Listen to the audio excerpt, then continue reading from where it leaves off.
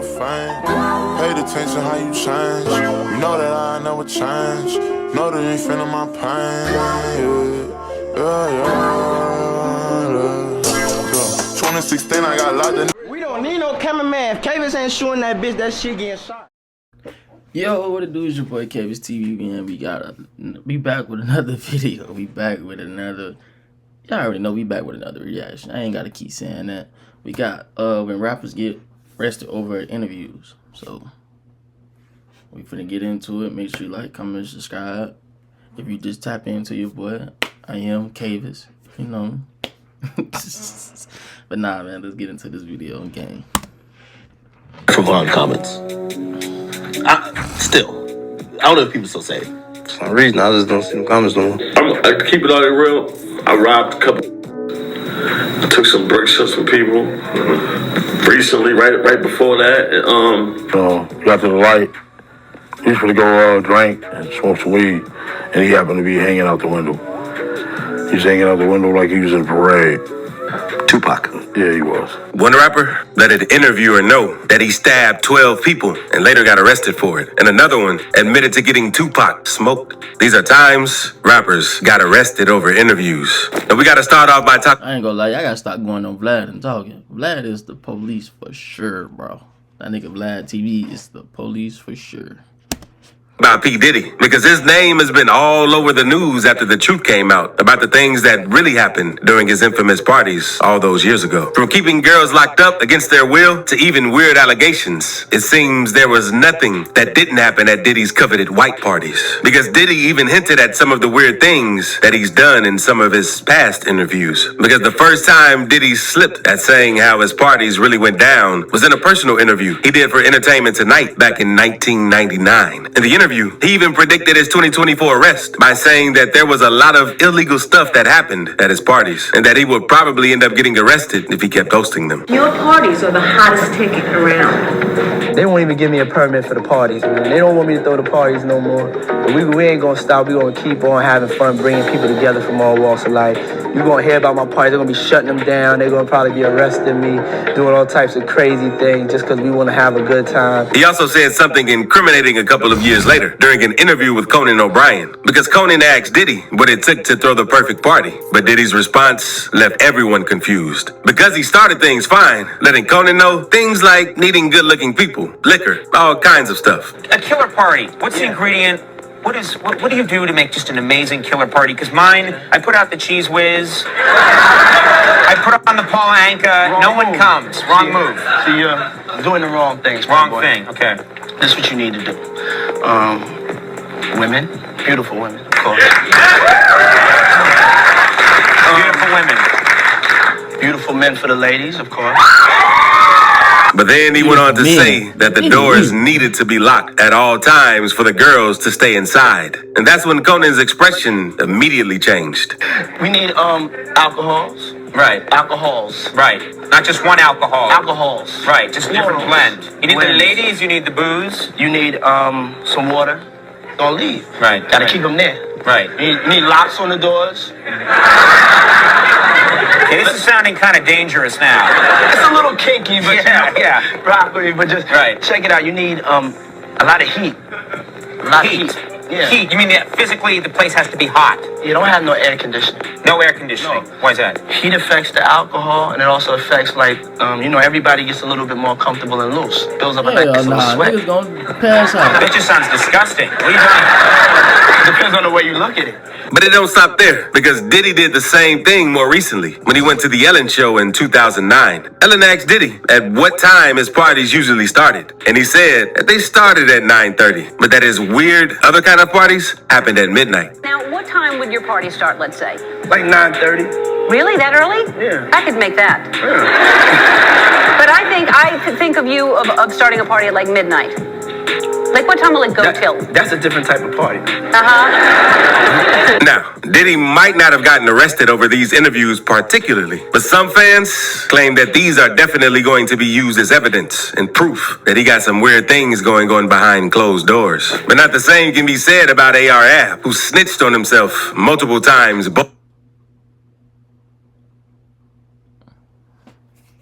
Damn. Damn, bam.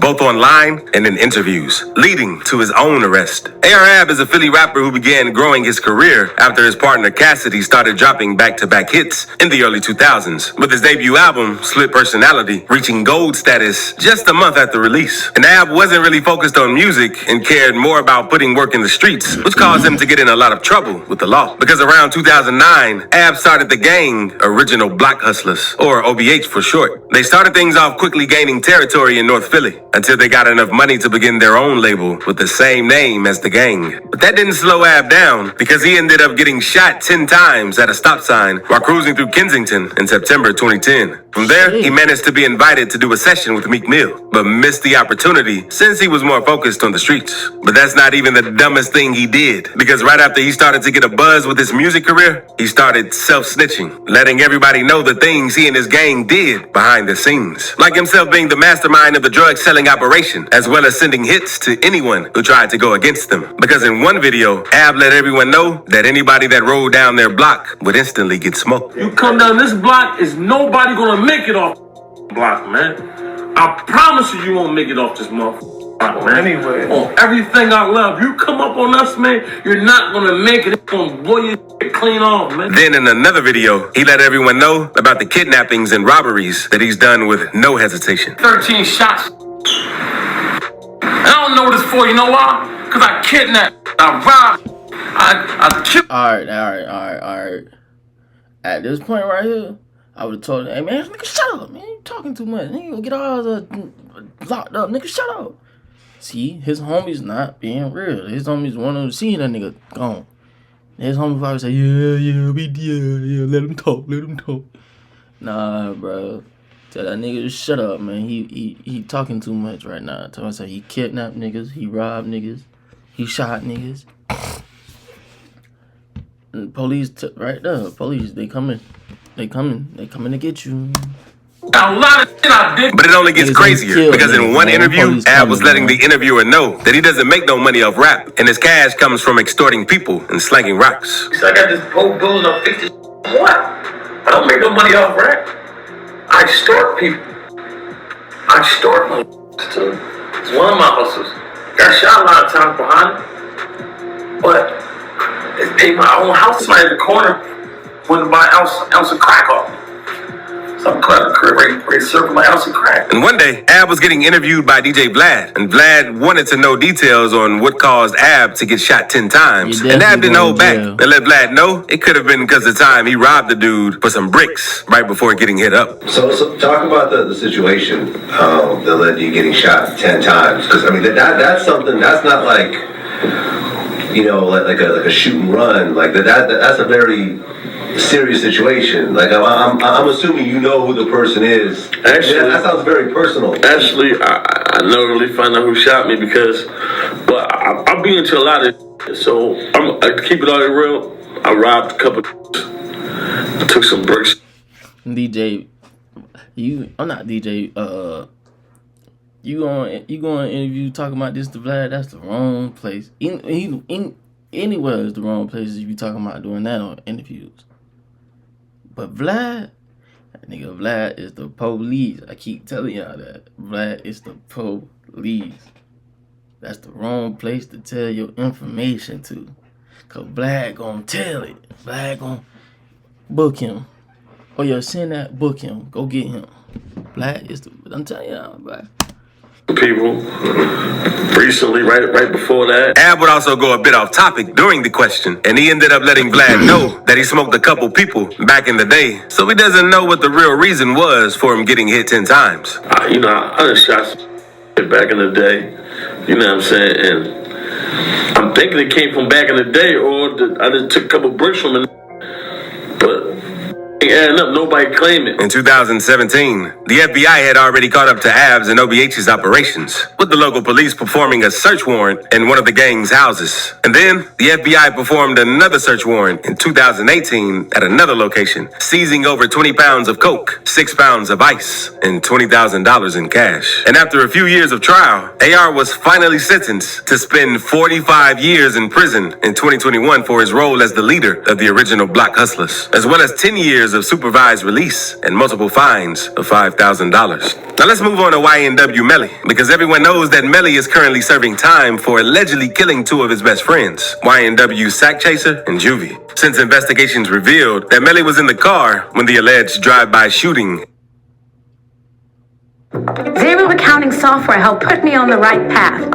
It's easy to find your numbers all in one place and get a clearer financial picture. So find the power in your numbers and open the right doors with Zero.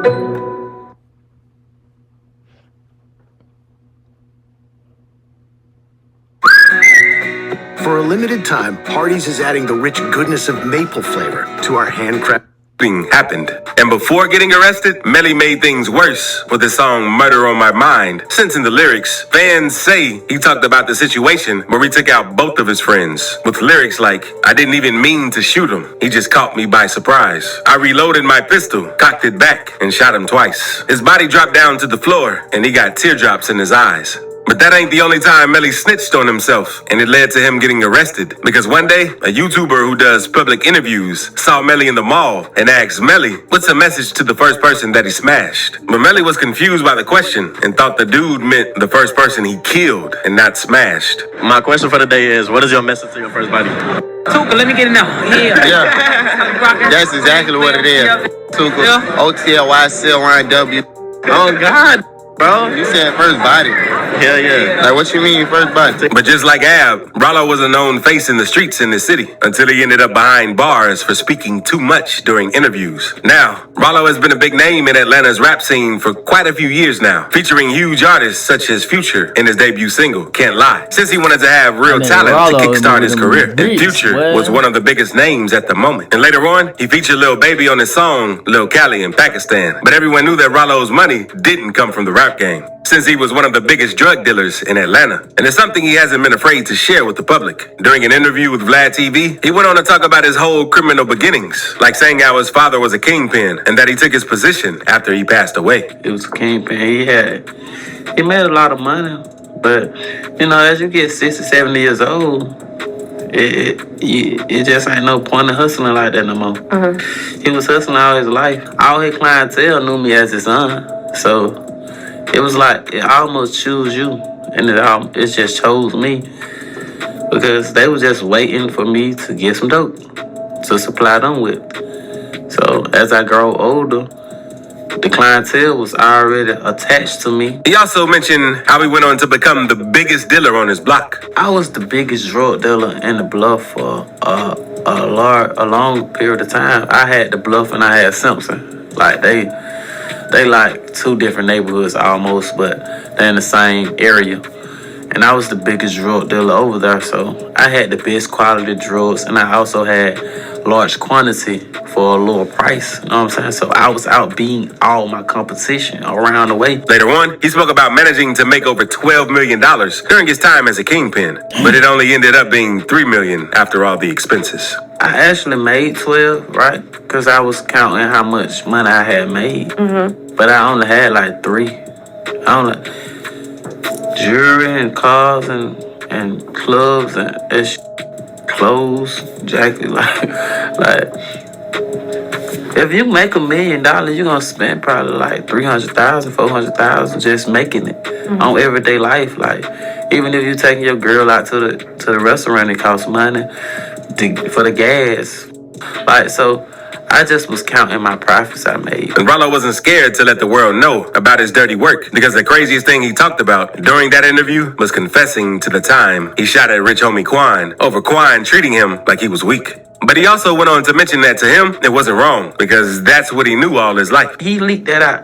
I didn't never even confront Rich Homie Quan. He called me, like, bro, why the hell you go on Disinfected doing all that? I'm like, bro, I just want y'all, the world to know how y'all rap. See y'all ain't really y'all say y'all lives on this music and y'all got diehard fans. And like I wanted to tell the fans in the world, like, this ain't really going on. You know what I'm saying? But I ain't they trying to kill him or nothing that social media like make it out to be. You know what I'm saying? I just wanted to show them like he ain't gonna do that to me that he did to other people. I hate when people prey on the weak, cause I seen him and other rappers go at people that went about their life and didn't have that going on, and they was able to prey on the weak. The things that I do when I shot people or when I shoot people, or the thing that I did to Rich Homie Quan, I ain't feel like it was a bad thing to do because that's what we did all our life.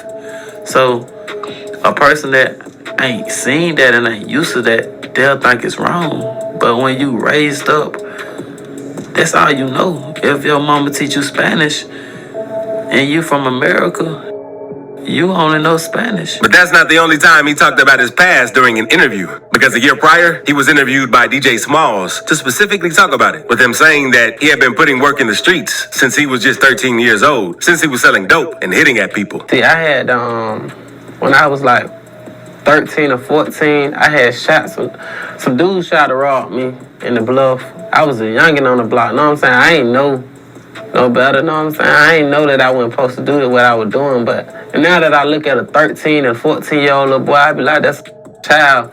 And I was out there selling dope around the campfire. You know, we used to light the fire to get the mosquitoes away. But them up still biting us. I don't know how the hell, who hell came up with the smoke and get the mosquitoes away. But some dudes robbed me and tried to take my bomb, and I had one up there and I shot a couple people. And I was getting a 9 for $5,000. And I was making a little money, you know what I'm saying? At that age, you getting $10,000, $15,000, you was the in Atlanta, you know what I'm saying? I don't know where about anywhere else, but I was making $5,000 and $10,000. Some dudes robbed me named Gregory Bailey. He robbed me, and I went back and I shot him, and I shot a couple of him. Damn, Rollo, I didn't know you did all this, man. Shit. That nigga dropped the whole name, Gregory Bailey. Damn. But yeah, 13, 14 years old, getting 10,000. Nigga, you, even in here, nigga, you this shit for real, nigga. That's a lot of money at that young age. That's a lot of money now. Well, you know, to me, that's a lot of money now. I shot like 4 people. And that was more than enough evidence to directly incriminate Rollo with multiple crimes. And in April 2018, it was reported that he had been... Those with Robinhood Gold can enjoy a 3% IRA match. Tremendous. Growing up in New York, you could say I was a default liberal. My political... He had been arrested by the FBI over charges of leading a criminal organization and for trafficking up to $2 million in marijuana. Local rapper Rollo is now facing federal charges after a raid at his Southwest Atlanta apartment. Our cameras were rolling today as agents from the FBI and the ATF searched this apartment. He initially got an 8-year sentence, but was released after only 5 years, serving 4 years and being credited 1.5 years for good behavior. But stick around, because this next one is definitely one of the craziest times a rapper got arrested over an interview, as it involves one of the biggest cases in rap history, Tupac's murder. For decades, what really happened back in 1996 remained a mystery. But in 2023, Dwayne Davis, also known as Keith D, was arrested for being a passenger in the car that did the drive-by and for being the shot caller of the whole hit. But Keith didn't want to stay quiet about it and told the whole world what happened in his book, Compton Street Legend, as well as in several interviews right after the book came out. Now, Keith wasn't a rapper, but he had deep ties in the community, being close friends with Suge Knight since they were in high school, and was one of the main investors behind Death Row Records, before falling off with Suge over thinking he was too soft. Back in 2019, Keith sat down with Vlad TV to tell pretty much everything about what happened that day in Vegas, as well as the other people who were involved. According to one of the detectives who worked the case, Keith told them that Diddy offered them $1 million to take out Tupac and Suge since he wanted Death Row out of the picture. For an amount of money, and they kind of just let it go at that point in time. But of course, Keefe D knows in the back of his mind, this is what Puff... Man, that nigga look like, what's your boy name off, Powell? Damn, I forgot the nigga name. But he was the lawyer on Powell, man. I forgot bro's name. Bro, it's been a minute.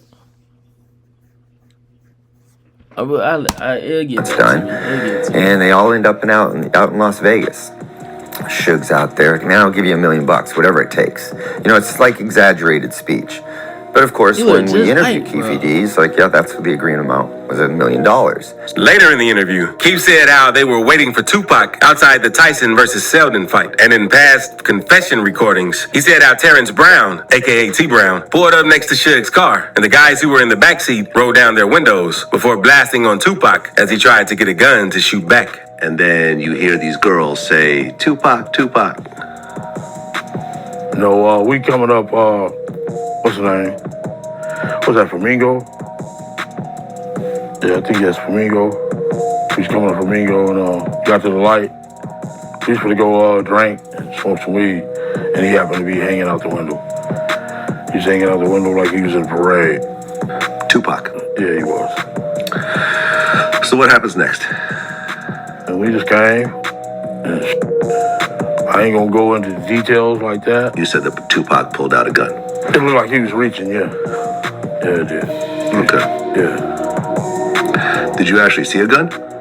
No, once he got the reaching, I got the ducking. So someone from your car started shooting at Tupac and Suge. He also went on to talk with The Art of Dialogue just a few months before his arrest and said that his relationship with Diddy went further than just being paid for the hit, mentioning that he ended up saving Diddy's life on multiple occasions after things went down. Speaking of Puffy, right? You saving Puffy. Tell me that story about how you saved Puffy and a guy named D-Mac, if I'm not mistaken. Them dudes came from everywhere. We was in the VIP upstairs too, shooting pool. I don't know how they got by the security or nothing, but they was up there about 30 Don Wu riders. It just so happened that I knew Grand Pooba and Big Chris and Geek. They're like, oh, that's Keefe D. Otherwise, we would have been destroyed up in that motherfucker. They would have broke our back. I ain't gonna lie, we would have lost that one for sure. But I had me a pool stick. I was gonna defend myself. Yeah, that's one time he could have lost his life. Now, the only reason Keefe was saying all of this was because he was sure he wouldn't get caught, since it had been so many years since the incident happened. I thought he had already gotten away from it, but it goes to show that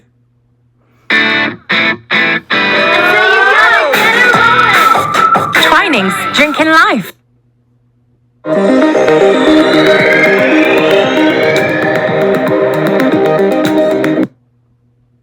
you're never safe from life catching up with you, especially when you commit one of the most talked about crimes in the history of rap. And Soulja Boy also got into some deep trouble with the law over things he said during an interview, because back in 2014, he faced a felony weapons charge for carrying a loaded firearm in the streets of LA. He was placed under arrest in a San Fernando Valley jail, but walked away after posting a $35,000 bail. He was placed on probation until further notice. A few years later, in 2019, he shared the details of something that went down in his house with the guys of the Breakfast Club. He told them that a group of 5 armed guys wearing all black broke in his crib in Atlanta while he was in the studio room, and he fired at them, hitting 2 of them. They tried to kill me before, you know what I'm saying? So you probably got some PTSD? Yeah, tried to rob me, I shot them.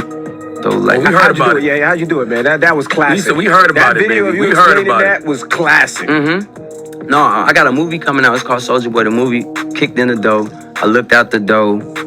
I seen like 5 running through my house with ski masks on with AK-47s. Where were you? You were inside? I was in the studio room. You know what I'm saying? They kicked in outside though, in the kitchen.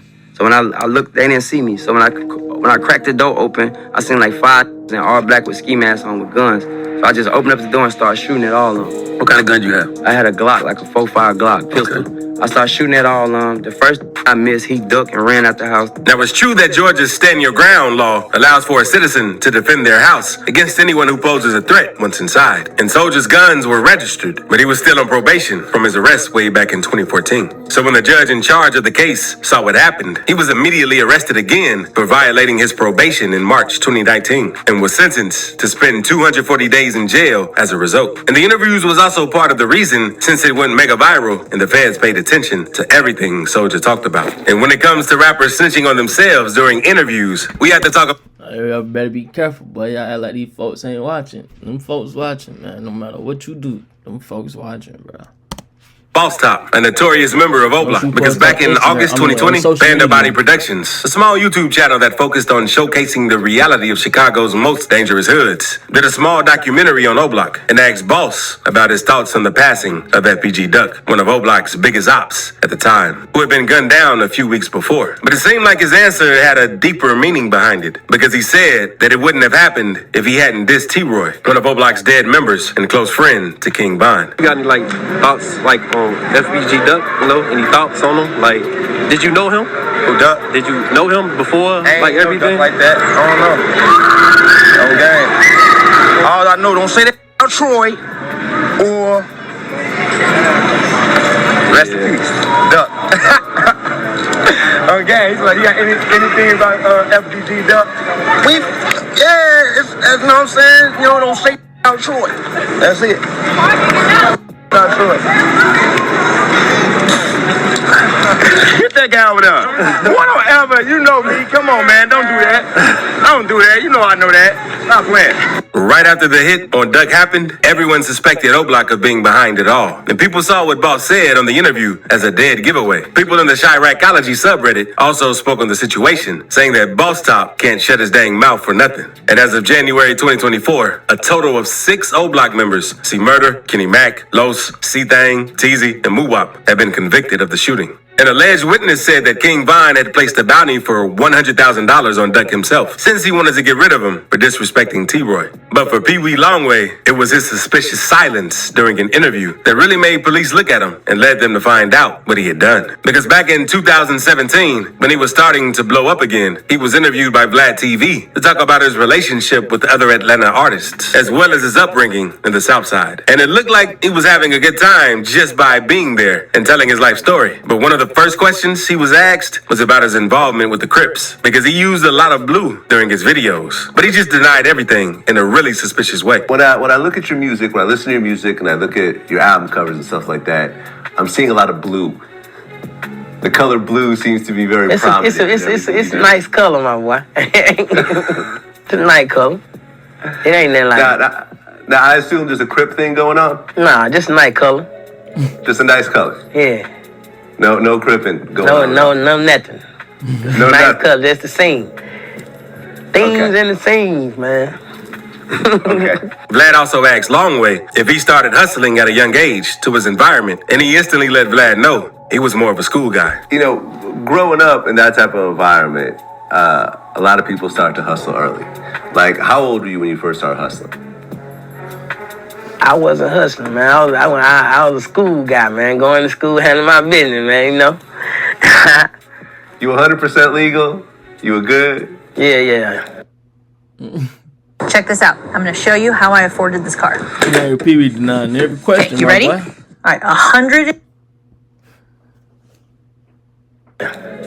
Doing everything by the book. Doing it by the book, man. People in the comment section praised his way of not snitching on himself, saying that he and Vlad with the dummy role, some of these rappers should take notes. And Pee Wee is the prime example of be smart but play dumb. But it seemed like this was the sign that police needed to put tabs on him. In September 2024, Muskogee County Sheriff disclosed that over 100 individuals had been arrested following a massive drug bust that went by the name of Operation Sweet Silence. It was reported that over $200 million in illegal substances, weapons, and ammunition had been seized from several safe houses across the state. People were quick to think that Longway was within those arrested, since it was known that he was facing some legal trouble, and a bunch of media outlets published articles about it. And those were only rumors at the time, because shortly after the allegations were made, the case documents of Longway's actual crime were discovered. Mentioned as Quincy Williams, it was discovered that Longway was involved in a massive distribution operation that had directed ties with the Mexican cartel, and he had been thoroughly investigated by the DEA and Georgia's Criminal Investigations Division. His involvement included setting up deals, performing transactions, and laundering money, all in compliance with at least 5 other members of the operation. On the case document, it was discovered, thanks to his phone being tapped, that he carried out direct conversations with one of the other members in which he tried to negotiate an exchange of coke and at least 44 pounds of ice, which were mentioned as shoes and windows, respectively. The investigation led to search warrants being executed on one of those members' houses, leading to the retrieval of over $100,000 in cash inside a safe. And neither him or his team have spoken publicly on the matter. But he's certainly in some serious trouble. At least he didn't go bragging about it online, though. But the same can't be said about some of Taekwon World members who got immediately arrested after talking too much during an interview. Taekwon World is a known set of gangster disciples and Black P. Stones centered around the Woodlawn neighborhood of Chicago. They've been known for putting in work since their start back in 2012 and for being one of O-Block's biggest rival gangs. In fact, it was a member of Taekwon World, TB, who carried out the hit against T-Roy in 2017. With their reputation and constant trouble with rival gangs, you would think they would be extra careful when it comes to the things they say on camera and that they would have lookouts at all times. But it seems that this couldn't be further from the truth, because back in 2022, 4 members were being interviewed down in 800 Hood when they began talking about how they're used to extorting their ops when suddenly the place got raided by a bunch of cops who ended up chasing them all down. Who really got extorted? Them niggas got up out of there. Y'all still talking to Lil Reggie? That's gang, that's family. Don't move. Don't one move. Don't one move. I'm like, bro, watch the front. Don't watch the front. Don't watch the front. These niggas got up out of there. Stay right there. Right there. Stay right here, bro. Watch the front, guys. Watch the front. Watch the front. They ran. Trees up. 62, 61, 17. The rear of the building. But let's move on to Casanova 2 times, because he might have the craziest interview where he pretty much bragged about every crime he ever committed. Because Casanova has deep ties with the streets, being a member of the untouchable Gorilla Stone Nation Bloods gang since he was a teenager. He even got arrested at 18 and was taken to Rikers Island for 8 years under robbery charges, which is where he met A$AP Rocky, who helped him get into the rap game. In 2017, he sat down with Vlad TV to talk about his life story. But he went on to say more than he needed, though, like telling Vlad how he used to rob people barefaced and then taking pictures in the club with the same people he robbed to trick people into thinking they were cool. So, from what I understand, you used to rob people barefaced. No mask. Nah. And then I heard you would rob people and then take pictures with them at the club. That was my way of, you know, it was like tricking the crowd, I would say, because you might rob a dude and the dude just talking, everybody hearing, you hearing, Vlad hearing, yeah, man, he said he's gonna kill Casanova. But when I see you, what's up? What's going on? How you doing? You right? Hey, what's going on? Yo, Vlad, take this picture real quick. Yeah, all right. You was talking like you was gonna do something, but you ain't do nothing. But you know what I'm gonna do? I'm not even gonna argue with you. I'm not gonna fight. I'm gonna put the picture up on Instagram, and everybody gonna be like, no way. No way, this guy's a legend. You know what I'm saying? He also talked about a time he used to trade shots with one of his ops before sharing the stage together years later. I used to go to East New York, shoot at him, you know. He used to come to Flatbush, shoot at me. I used to go to the club, pop on some of his mans. He used to try to catch me, I'll shoot at him. And I was like, he on the stage with me right now. It's funny. And now he was always in charge of doing the dirty work. And that would led to become the toughest gangster in Flatbush at the time. And you became the With so many choices on Booking.com, Damn, there are what? so many Tina Feys I could be. So I hired Body Double. Nigga say he shot at his shot at him, seen him in the club, jumped on his man, shot back at him. And a couple of your lady out on the stage, sharing the stage with each other. Damn, what? Shit. gangster in Flatbush. Yeah, because I just think it was because of my dirty work, not because I was just the toughest. You know what I'm saying? It was just my dirty work. I was always willing to go to that limit. You know, whether it was putting in work, whether it was a robbery, whether it was this, that, and the third, I was always willing. Like, come on, let's do it. And some people didn't want to get in the ride. Some people were like, nah, you know what? You bugging now. And even the stuff he had to do to survive in prison, because he would get picked on all the time and ended up cutting 12 other inmates to defend himself. How many people did you cut in prison? 3 to 4.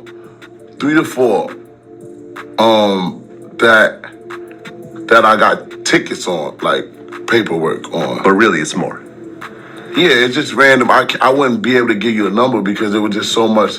It would be like get all the fights and stuff, and you just, you know, you just swinging and you just doing stuff like that. So probably, if you really want to tally it up, probably like 12 the most, I'll say. 12. On the streets, it was clear that Casanova was quickly becoming the face of the Gorilla Stone, and it seemed that the police already had him in their sights. In 2020, he got arrested for gang-related racketeering and narcotics offenses out of his involvement with Gorilla Stone, participating in a shooting that same year and conspiring to traffic over 220 pounds of weed in 2018. He pled guilty to the charges in 2022 and went on to be sentenced to at least 15 years in prison. Now let's move on to Durk, because even though he didn't say too much in his interview, he still ended up saying much more than needed. Because in early 2023, academics invited Durk on his podcast to talk about the issues with NBA YoungBoy and Quando Rondo after King Von lost his life outside of a nightclub in Atlanta. And Quando and Durk sent several shots at Durk and Von, and Durk finally responded to all the dissing that Quando was doing in late 2022 when he hopped on a song with Babyface Ray named Wonderful Wayne and Jackie Boy. Because on the song, he rapped, "Look on the news, you see your son, you screaming." No. This line refers to an incident when Quando Rondo was in LA with his homies, because Quando and his crew were at a gas station when three dudes pulled up and started firing their way. Quando avoided getting hit, but his homie Lil Bab unfortunately ended up losing his life. And the police say it was a targeted hit. Right now, the search is on for 3 people who police say shot at a Savannah rapper, killing a member of his entourage. It happened in Los Angeles, and cameras captured the aftermath. So when Durk was on Off the Record with DJ Academics, he revealed that Quando stopped dissing after what happened to Lil Pab. He also revealed that fans can't say Slide for Vine anymore due to Lil Pab's death. Vine comments. I don't know if people still say it. They used to say it, but you also mentioned a song. They be like, they be saying Slide for Vine. I think they trolling me. Yo, by the way, that song is fire. I ain't gonna lie. For some reason, I just don't see the comments no more. For some odd reason. I don't know. Might be the water. And this ended up catching up to Durk, because in October 2024, Durk was arrested in Florida on federal charges for allegedly doing a murder for hire that targeted Quando Rondo. Because articles say that Durk paid some OTF members to do the hit in LA when Lil Pab lost his life. Since they wanted to get back for Vine, and Durk is expected to be extradited from Broward County, Florida to California to face these charges. If convicted, he faces the potential of the death penalty. And speaking of rappers saying crazy things on interviews, one rapper got taken out for talking about how he disrespected King Von's mural in Chicago, and another rapper got killed for shooting a video for a diss right in front of one of his dead ops' grave and talked about it during an interview. So click this video to see when rappers get killed over interviews. Hey man, this video, man, make sure you like it. Make sure you like it, bro. If you're new to the channel, make sure you subscribe. Do anything you want to do, tap into your boy. Excuse me on that, man. We had a long night, man. But yeah, man. Y'all see y'all next video, man. On game, man. Wait up, I got my weight up. Leaving the counter, my nigga head down. I told him to stay up. Thoughts I've been drowning, think on my mind is getting my cake up. She want it now, said she been waiting for me.